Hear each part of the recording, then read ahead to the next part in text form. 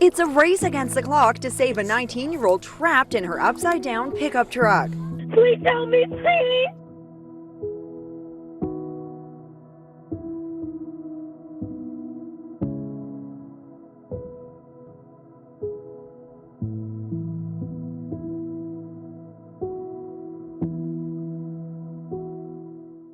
We are the first responder.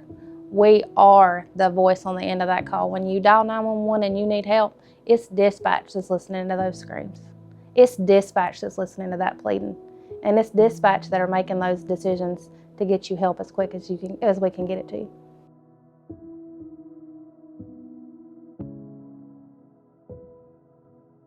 I am the training manager at Cherokee County 911. So our dispatchers work 12-hour shifts.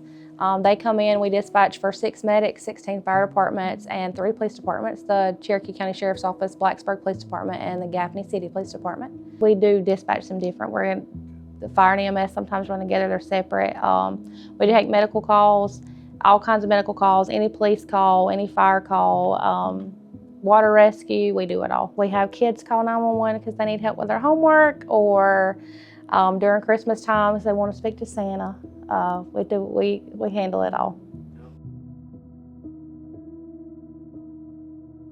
So when you call 911, the first thing we ask is the first thing you'll hear is Cherokee County 911. What is the address of your emergency? We ask the address first because if we know where you are, even if we don't know what is going on, we can send some help. And then from there, we're going to ask questions so that we can determine what type of response and how many of that response you're going to get. So we do already have help headed that way.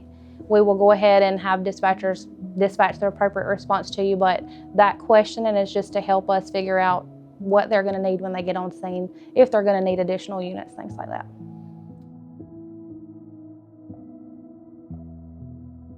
It seems very random. I was 22 and 911 was very interesting. I applied. It's crazy, when I started at 911, I didn't know if I lived in the city or the county. I didn't know the first thing about emergency service. I thought when you dialed 911, you were talking to the police officer at 22 years old. So I came in not knowing nothing, fell in love with it, and I just grew here. I grew up at 911. The saves, the times that you can actually help, that's the best part. And even when it don't go the way that you want it to go, just knowing that you were there and you were that common voice and you were somebody that they could lean on in that troubling time, that's probably my favorite part.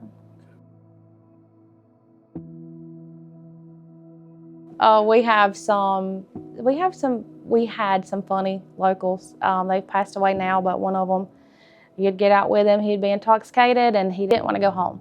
He didn't want to go to Mama's house, so they would put him in the car, and on the way to take him to Mama, he would start acting out, do anything in the world to go to jail. He did not want to go home, just intoxicated. He was very funny, harmless, didn't really hurt anybody. There are some bad calls that, families you'll never forget, things you'll never forget, but there's some saves, some sighs of relief you'll always remember, especially your first save. So.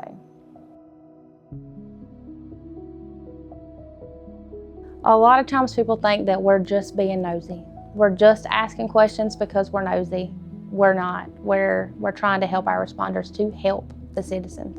A lot of times they think we don't care. We do. There are calls that haunt us, that live with us forever. So you gotta have a heart to do what we do. One of the biggest misconceptions that we have with our responders and dispatch is they think that we're holding information from them. We're withholding things that they need to know they're on scene. It could be that we have a new dispatcher. It could be that she's learning what that pertinent information is and that they need to give to that responder, but the majority of the time we give them what we have when they ask for it, when we give the call out. 9 times out of 10, when an officer gets on scene, it may not even be the type of call that we put it in as. We can only go by what that caller gives us in the heat of the moment when they're dialing 911.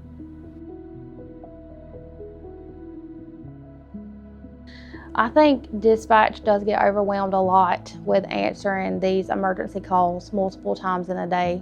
I can say for me personally, when I came in, I remember the first child call I ever took. I cried listening to the call, wasn't even taking it, I was just listening. And you get to a point where you learn to kind of store it away. I don't think it's talked about enough. Dispatch, we learn to put our feelings to the side, take a little break, get back in there and answer that next call, because there's somebody else in the community that needs us. And I think we don't talk about enough what we carry and what we think about.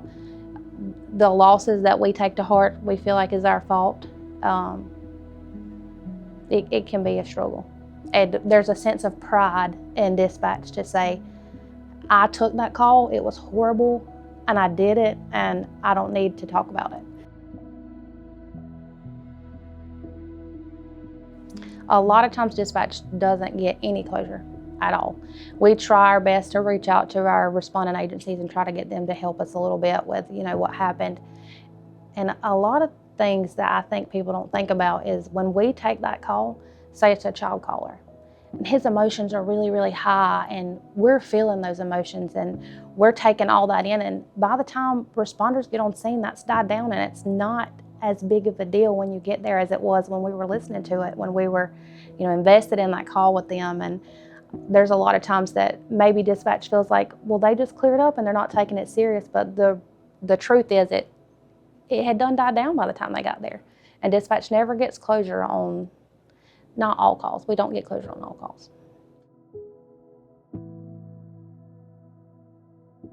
There are some calls that stay with me. I'm sorry.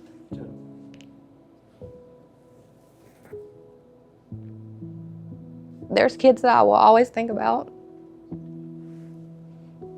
You always wonder if you could have did more. But at the end of the day, we have a really good group of people that we rely on. We really rely on each other in that room. Just like this shooting that happened, where that man shot all those babies. And you hear, pray for those responders. And they did, they had to see it, but you never hear anybody saying, pray for that dispatcher. And listen to that woman scream and cry and beg. It gets overlooked sometimes. I'm so sorry. No. My first baby call, it was night shift. I was new, and Mama called. He had got rolled over on, and when Mom and Daddy woke up and found him, he was not breathing. I did CPR until they got there with him, and the coroner come and talked to me about it. There was nothing I could have done. But that first kid call will stick with you forever. And he was a newborn, just a few weeks old. So you'll never forget it.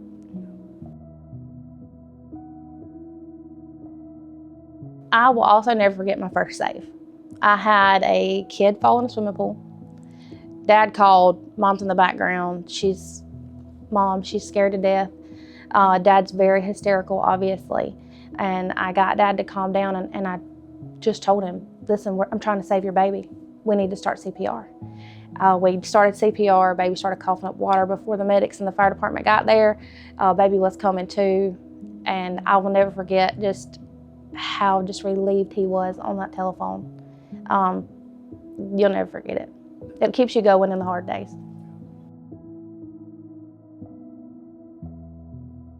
The best way to get, in my opinion, the best way to get information from a hysterical caller is just to remind them, ma'am, I'm trying to help you. Sir, I'm trying to get you help as fast as I can. Can you take a deep breath for me? And I need to know this. I think sometimes people just need to be reminded that you are just trying to help them. If I had a dispatcher who was struggling mentally with the call load or just being overwhelmed with bad calls, I would say reach out to somebody. Let's talk to somebody. It doesn't have to be, I think there's a stigmatism to talking to a professional in this line of business. It doesn't have to be a professional, but reach out to somebody that you trust, a dispatcher that you trust, and just talk about it.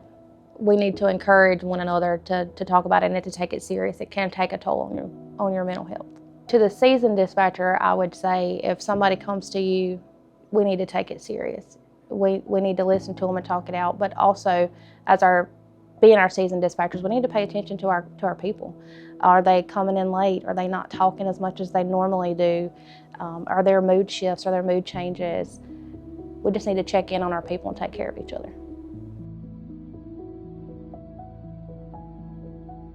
I personally feel like our responders are our family. Them firemen, those medics, those police officers, they feel like family to us. We work side by side with them. You know, we love them. We want them to come home safe. Our community is, you know, that's our purpose. We love them too. We want to make sure they're okay. Rock Communications has truthfully been a blessing to dispatch. Since I have transitioned into training manager and helping out right now where we're short, I've been tasked with FOIAs. And you know, you get something and you kind of take it for granted. So we've been with this new radio and you kind of start to take it for granted, but I was pulling a FOIA from 2023, I think, and we were listening to the radio traffic and it was god awful. I couldn't understand what they were saying and I had to send this to a solicitor. And I just was like, I'm so glad we don't have to deal with that anymore. Fleettalk with Rock has definitely made our job at 911 a lot easier. To the public, I would say, if you are looking for a career where you can help people and you can make a difference in your community, 911 is the place to start. Come see us, come talk to us.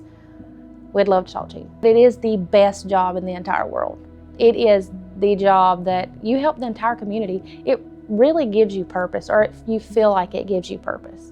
You're helping everybody in every circumstance, in every situation. Even when it don't go your way, you were still there to help somebody through that trying time.